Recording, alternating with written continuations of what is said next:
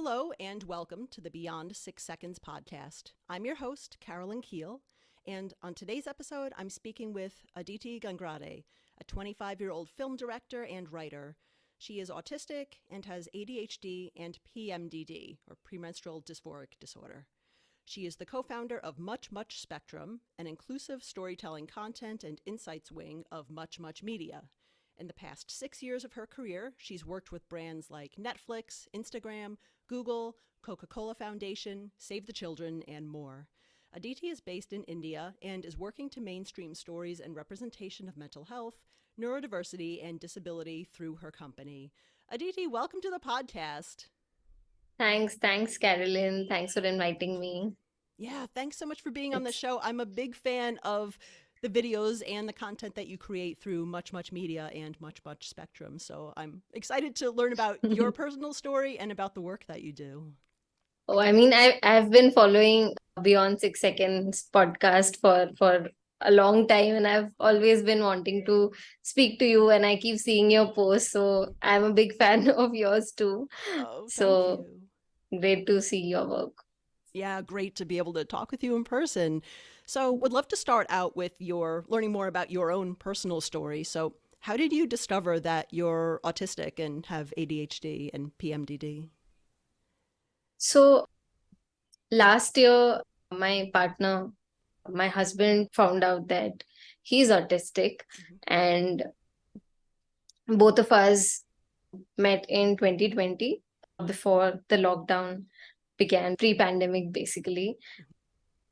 And we always thought that there is some kind of connection, something that's invisible, or there's something that brings us together.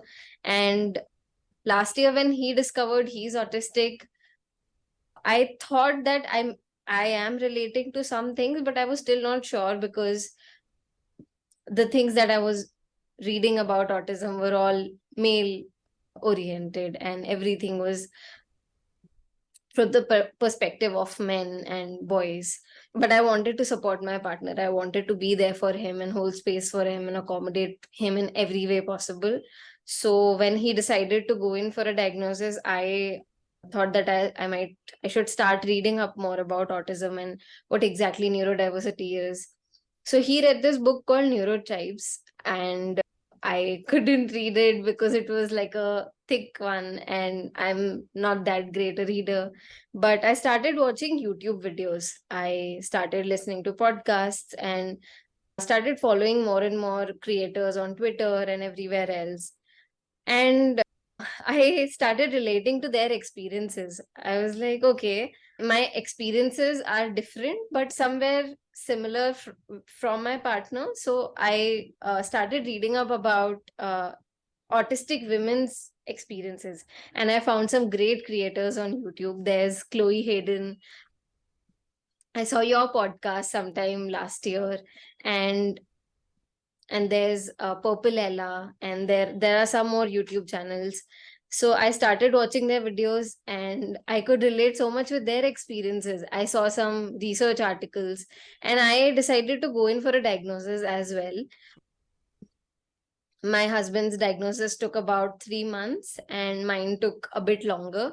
And you have to basically delve deeper into your past, into your childhood experiences, and bring your parents into the assessment process. So that was a bit overwhelming for me, and I was not able to unmask.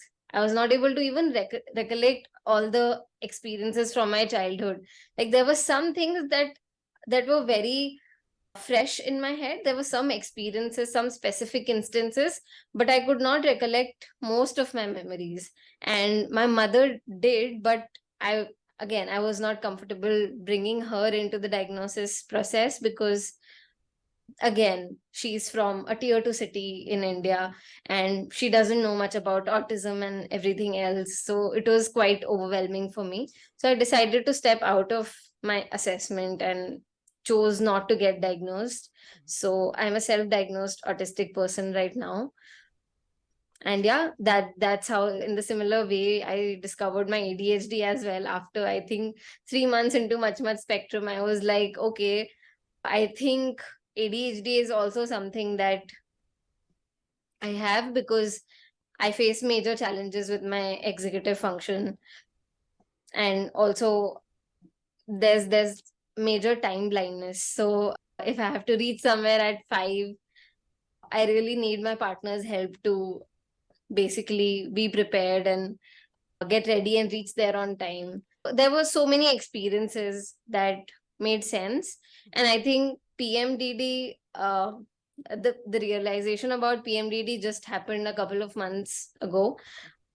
I was reading some experiences of menstruators with PMDD, autistic menstruators, and I've always had severe pain during periods, and I mean there's just this window of 1 week that I can really like feel comfortable in my body and not be in pain, or maybe 3 or 4 days in a month. But apart from that, most of the time I'm in severe pain, or I'm not in the right kind of mental space to think about things, and I really need support and need help from others. So I think I started relating with PMDD even more, and that's when I got to know that okay, it's PMDD also. And I think if I wouldn't have discovered that I'm autistic, I wouldn't be able to understand why everything is happening. And I mean, here out in India, even if you go to gynacs, they'll be like, okay, you are in pain, but it will be fine after you have kids. So that is the thing that's been told to most menstruators.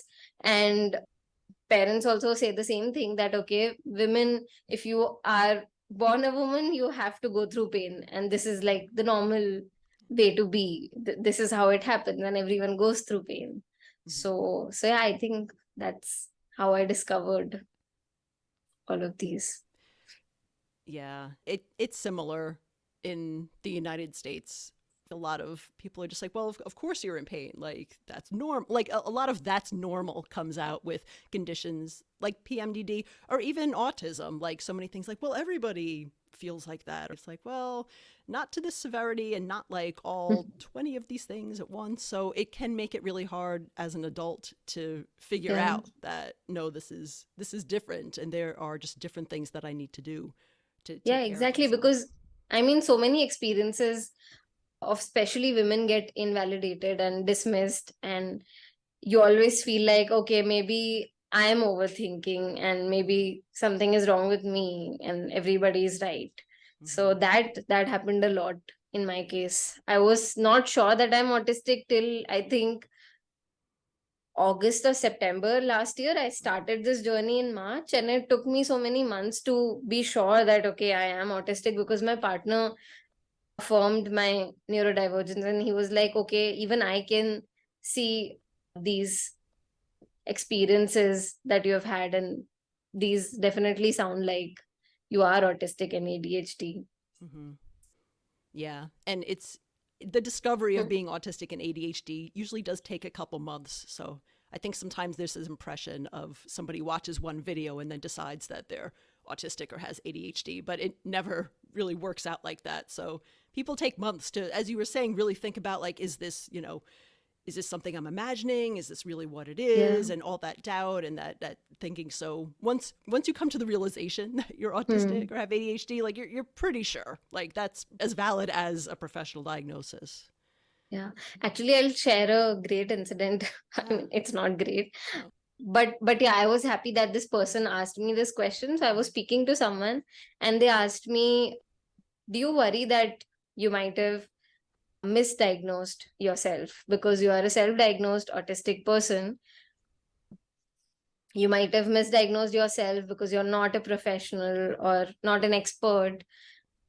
But that's how the discourse is here in India. Like, a lot of people don't understand the length and depth of a neurodivergent experience.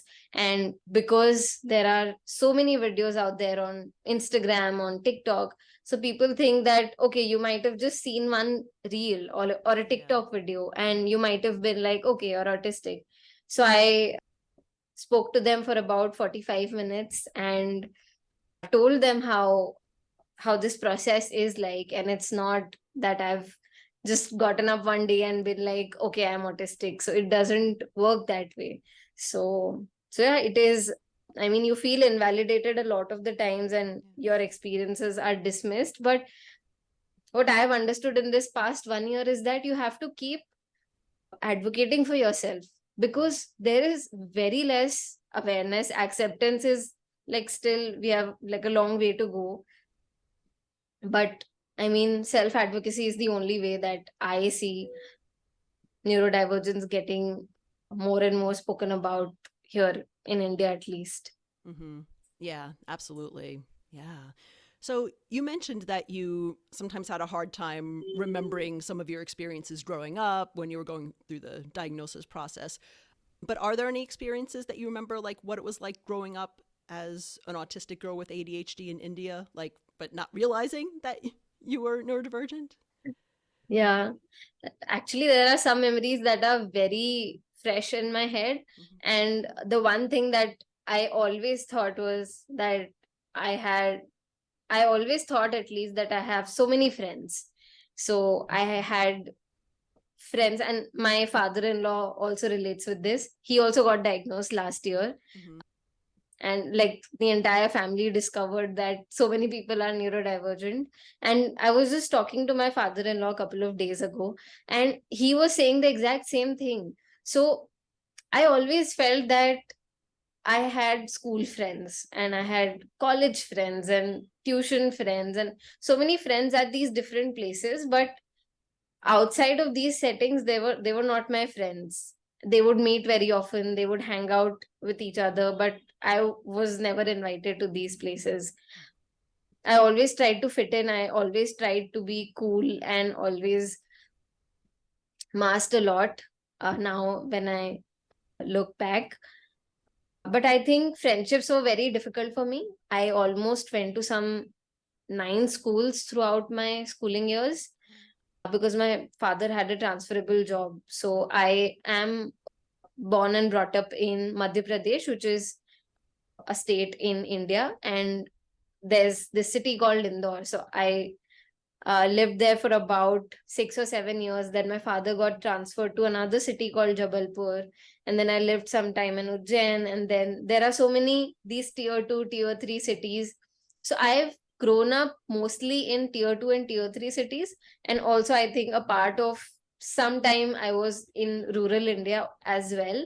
There are boxes that people fit others into. So there's like, if you're a okay, if you're a woman, you have to be this particular way. I mean, there were some things that I never understood, and people around me were very okay with these rules and with these boxes and stereotyping. But things like, okay, girls and boys have to sit in separate rows, you can't interact with boys. Like, even I think the schooling years were very difficult for me, because there was lots of misogyny and people were very,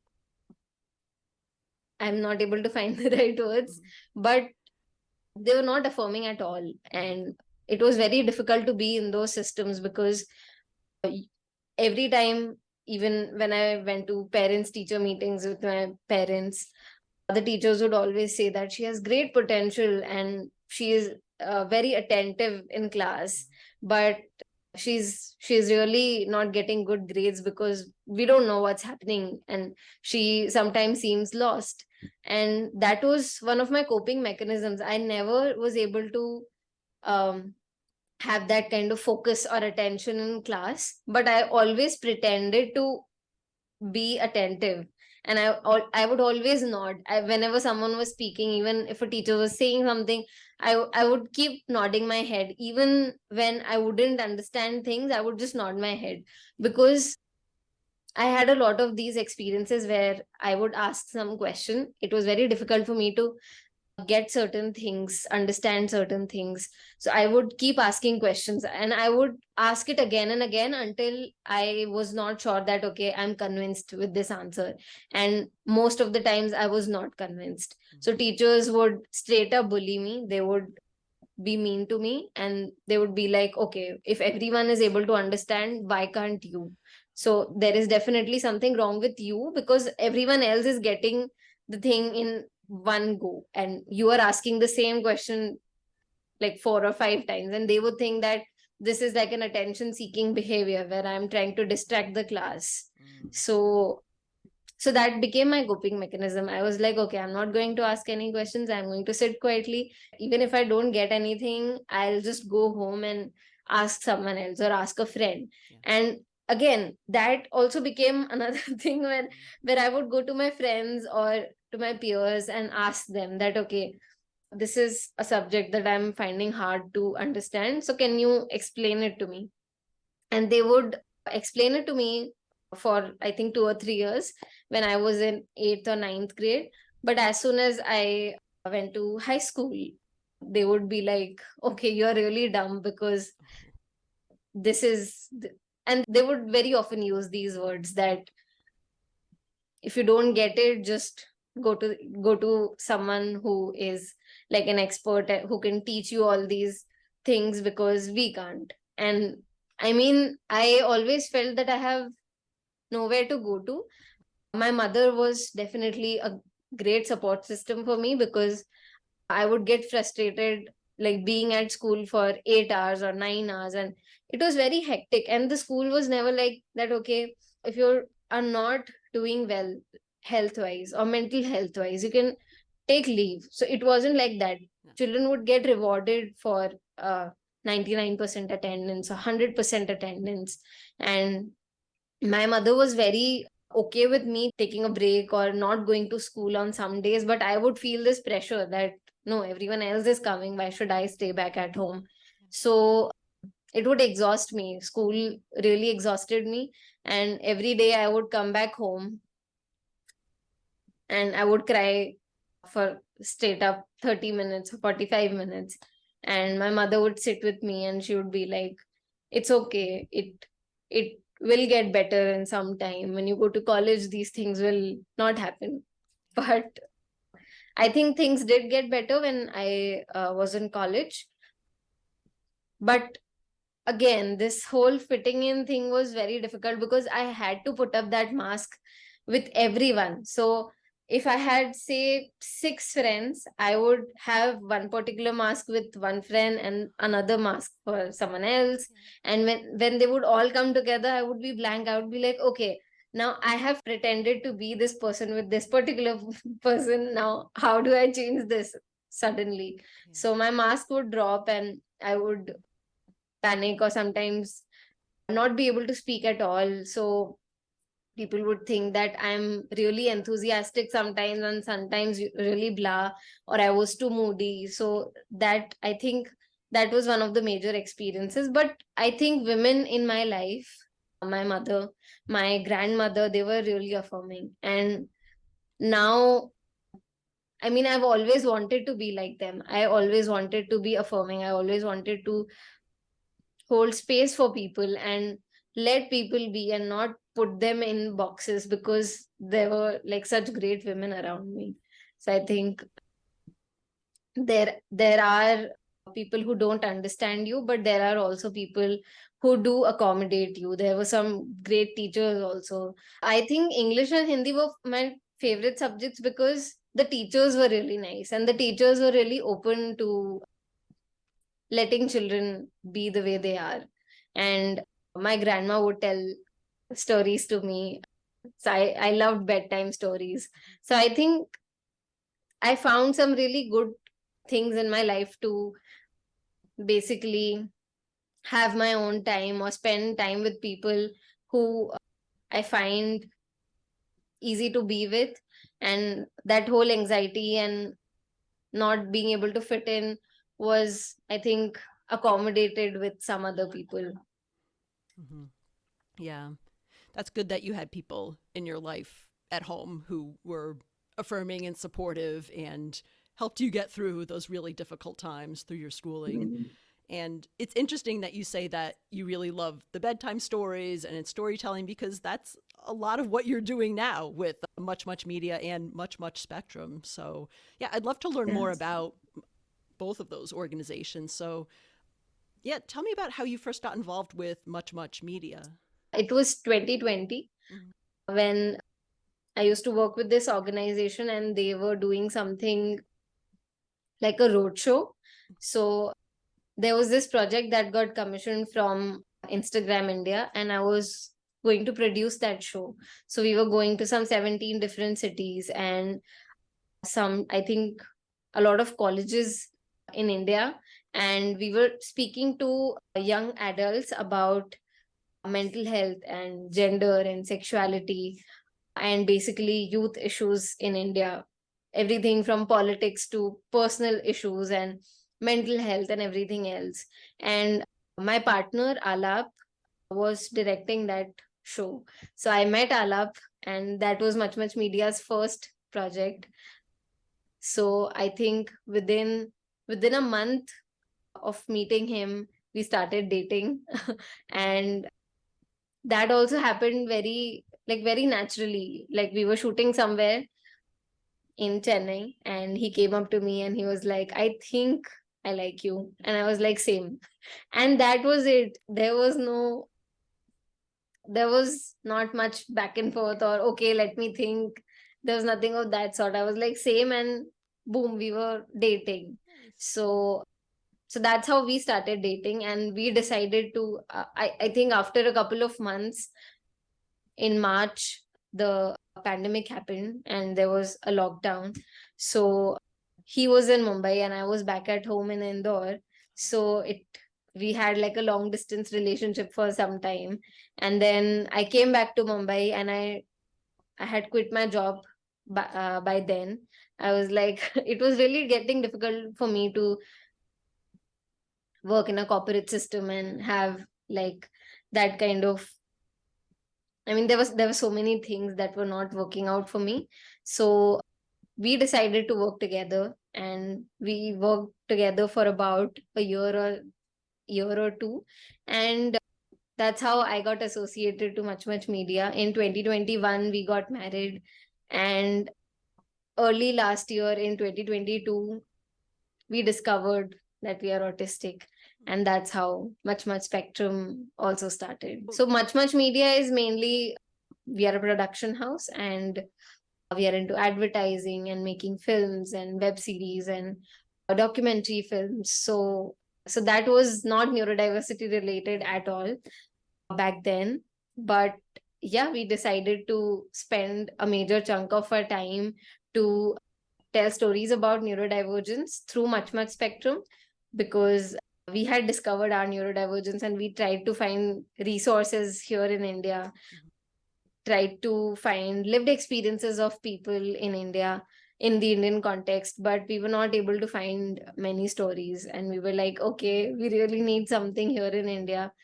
And that's how Much Much Spectrum started. And we started doing research and creating content for Much Much Spectrum. Mm-hmm. And Alap, your partner, husband, was he the founder of Much Much Media? He is the founder of Much Much Media. He started Much Much Media in 2020, and we met on the first project of Much Much Media. So yeah. Oh, cool. And then we became co-founders. Mm-hmm. And then you're both co-founders also of Much Much Spectrum. Much Much Spectrum, okay, yeah. Cool. For Much Much Spectrum, how do you determine the topics or the guests that you feature in your work? The topics, I would say, it ranges all the way from, like, I would say, the beginner topics, like people who are not initiated into the conversation of neurodiversity or disability or don't know anything about it. There are topics that will help those people understand what exactly it is. And then there are topics which are specifically for people who are neurodivergent and disabled, for them to advocate and for them to share their experiences, irrespective of thinking about what the audience needs right now. So I think that platform was never there in India, specifically in smaller parts of India. There's no content to watch on neurodiversity and disability. So I think our topics, there are some things like body doubling or sensory sensitivities. So these are not terms which are used in everyday conversation here in India, at least. So we are now also trying to get all of this information in regional languages. So India is like very rich with respect to languages. Like every 50 kilometers, people will speak some new different language, like a different variation of a language.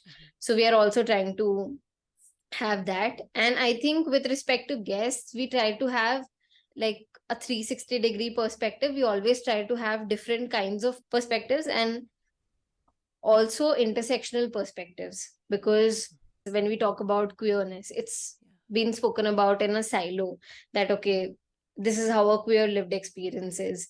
But what about someone who's queer and neurodivergent and also comes from a marginalized caste or class or some of those marginalized sectors? So I think intersectionality is one of the major lens that we use with every content. So like, for example, we did this campaign early last year, which was called Me as Me. And we were doing this film on puberty. So a lot of people don't understand how autistic experience is like when we are going through that transition phase from being a child to being an adolescent and becoming an adult then, because there are so many hormonal changes and there's so many aspects at that point of time that it gets overwhelming during these major changes in your life. So this film was mainly on that particular perspective, to basically chronicle lived experiences of different kinds of people about their transition from puberty to adulthood. And we decided to have one male perspective, a music producer who's in college right now. And then there was this person who's non-binary and trans and queer and autistic ADHD and also comes from a marginalized background. So that whole different kinds of perspective and having intersectional perspectives really helped us understand that okay, there is no one way that autistics experience puberty. So I think this whole stereotypical notion about autism, that okay, these are the 5 ways or these are the 5 traits in which autism presents, so that is not going to work. And that is our main aim with every piece of content, to tell people that there is no one size fits all. Every autistic person is different, their accommodation needs are going to be different, their challenges might be different. So you have to like play it by ear and understand through that person. Ask them that okay, these are the things they need or these are the experience that they've had. So yeah, I think that's the perspective. And we also now with our guests, we are also trying to involve more and more people from tier 2 and tier 3 cities, because autism and neurodiversity, even the word neurodiversity, a lot of people in India don't know what exactly neurodiversity is, because there is no word for neurodiversity in Hindi. So it's become a conversation which is very limited to only the privileged class, and it's not happening in the case of someone who's living in Uttar Pradesh or who's living in maybe Mangalore or in a smaller city. So now we also want to involve people from these cities to basically talk about their experiences in a way that they understand or they deem best. So yeah, that's how our editorial is right now. But yeah, it's very dynamic, it keeps changing. Like we learn something new and we discuss it with our team, or we see some content and we are like, okay, this is great, why are we not doing this? So our editorial keeps changing. Yeah, I think it's so important to share these stories as told by the people who are having that lived experience. Before I really started actively trying to learn about the experiences of neurodivergent people, disabled people, I feel like a lot of the narrative in the United States was driven by people outside, like, you know, quote unquote experts or parents of children or just other, you know, family members or other people who didn't have those lived experiences. So it was just so eye-opening for me to be able to hear people talk about what it's really like for them. And as you said, how there's no one singular experience for anyone who's autistic, ADHD, disabled, anything like that. So it's really powerful to hear all of those different perspectives. Yeah, it used to be the same here in India as well. the narrative was completely led by people who didn't have first-hand lived experience. And I think it's changing now. I mean, there are so many people who are getting diagnosed. There are so many messages we get that, okay, how can I get a diagnosis, or how can I self-diagnose? So people are really starting to think in that direction. A lot of the times therapists or mental health professionals would also misdiagnose, right? And misdiagnosis is very often in case of women and non-binary people and trans people. So it's been labeled as, oh, you just have anxiety, or you are just going through a phase and it will be better soon. So that whole conversation is changing, and people are actually considering that they might be neurodivergent. There are so many parents who are getting diagnosed now, who have like kids who are adults or teenagers who are now actually considering it. So that is like a great change that we are witnessing right now. Yeah, that is really great to see how that change is happening. Absolutely. Yeah. And yeah, I was going to ask about like the kinds of impact that your videos and films have had on the people who have watched them. I mean, you described some of them just now, but have you heard from a lot of viewers about how watching your videos have changed something about the way they think, or what kind of actions they might want to take? Actually, there are so many. When we started out, we thought that this might not work out, or this might not be something that a lot of people relate to. This might just be an experience that we have. So we came from that perspective because we were not aware about the neurodiversity movement, and we didn't know that there are so many people. And with time, I think within 4 or 5 months, I think starting October last year, we started seeing like a sudden boost in our followers, and there were so many people who were commenting on our posts, who were like writing messages to us about how they could relate to our content. And a lot of people have written to us saying that our content has really saved their lives.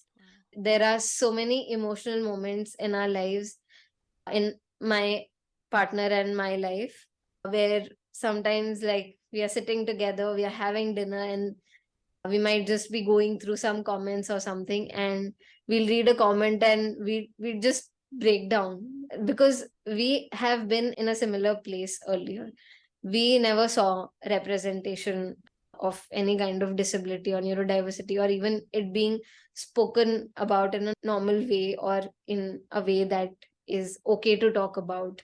So I think it gets very emotional, but it's also great that people are thinking again. They are thinking in that direction that, okay, I might be neurodivergent, I might be ADHD. Or so many of our friends have gone in for a diagnosis and are now diagnosed. So I think one of our greatest achievements. And also our page has become like a place for people to come and meet each other. So for example, we'll post a tweet, or we'll post something, a reel or something, and there'd be so many people who would write like 1 or 2 page long comments, and they'd be like, okay, I've gone through the same thing. And then someone else will come in the comment section and they'll reply to that person saying, oh, I've experienced the same thing, and I understand, and I empathize with you. And people will share some bad experiences where they've been dismissed or have experienced ableism. And it really feels like a community now, because it has given people that place to be open about things and talk to other people with similar lived experiences. So it really feels great to see that happen. Yeah. It's great to build that community where you weren't really seeing it before. So that's exciting to bring people together and help them learn more about themselves and get the supports that they need. Yeah. And I always thought that there might be some kind of bias, because I mean, on other pages, I've seen that if someone who's Indian or someone who comes from an Asian country has written something, a lot of other people might not understand those experiences or might not relate to them. But it's so great to see that people from different parts of the world, people from India, people from Pakistan, from UK, US, Canada, Australia, everyone have had some similar experiences, and they are like becoming friends. Like if we post one reel of someone who's neurodivergent or disabled, so many of our followers go and follow that person, and they come and tell us that, okay, I've made so many friends through your page. So I think that whole neurodivergent friendship thing is also blossoming now. Mm-hmm. It's great. And yeah, your pages are just such a great way to connect with people from all different parts of the world, and in parts of the world where like the social media algorithm may not naturally present like creators and advocates from all different countries. So it's really great to have you curating that content and people kind of making those connections in your comments and on socials. Where can people go to see your work? I know you have a YouTube channel. Is that mainly how people find and watch your videos?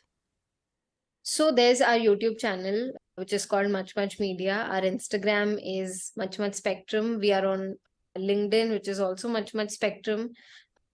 Then our website is called www.muchmuchmedia.com. So a lot of our work and everything else about us is also available on our website. And they can also write to us. We are always happy to hear about more experiences and connect with more and more people. So our email ID is partnerships@muchmuchmedia.com. So they can always write to us. Awesome. Or even DM us. Cool. Yeah, I'll put those links in the show notes so that people can have easy access to them and follow you and get in touch if they want to. Thanks, Aditi. It's been so great to meet you and talk with you. As we close out, is there anything else that you'd like our listeners to know, or anything that they can help or support you with? I think I'll say this one thing, that we really need self-advocates now more than ever, because I mean the neurodiversity and disability movement is really taking up that speed right now. So many people are coming out with their neurodivergent conditions, and I mean it is definitely difficult, because there are so many people who get discriminated against after they reveal that they are disabled at workplace or even in schools and everywhere else. But whichever capacity in which you can advocate for yourself and for people around you, you really should. And I also think we need allies, because I am seeing that there are people, I mean, the advocacy is only happening within these limited circles. So we also need people who are not neurodivergent and not disabled, but are supporting other neurodivergent and disabled voices. So if you're having an event, or if you're having some conference or something, you should involve neurodivergent and disabled people in a better capacity than just having them there sit with other people and not talk about themselves or their lived experiences. So I think we really need to think about inclusion in those terms also. There are DEI policies in a lot of companies, but neurodiversity is not on their agenda yet. So I think that needs to happen. And yeah, the way you can best support us is follow us, watch our content. If you want to share your lived experiences, we are always, always, always open to anyone and everyone. So do write to us, and we are open to collaborating with other brands and non-profits and other organizations. The main aim that we have with Much Much Spectrum is to mainstream these conversations, mainstream disability representation in media. So if brands want to create such content, they should definitely approach us and have that on their agenda every year, that okay, this is something, neurodiversity or disability is something that we want to focus on. Yeah, great. Yeah, a lot of different ways that people can make an impact, whether they're neurodivergent or they're not. They're an ally, or they're a brand, or just so many different ways that they can support the community and support you. Yeah. Well, thanks so much, Aditi. Again, great to meet you, and just so thrilled to be able to connect with you. And congratulations on all the great work that you've been doing to help advocate and educate people about neurodiversity. Thanks so much, Carolyn. I mean, I seriously want to thank you for having me on your podcast. I love what you're doing. I love the kind of guests you have, like the different kind of lived experiences. And watching your podcast is really now become our special interest. Like every night we would watch one episode before sleeping. So yeah, please keep doing this great content, and really happy to be on your podcast. Thank you. Thank you. I appreciate that so much. Thank you very much. Thank you.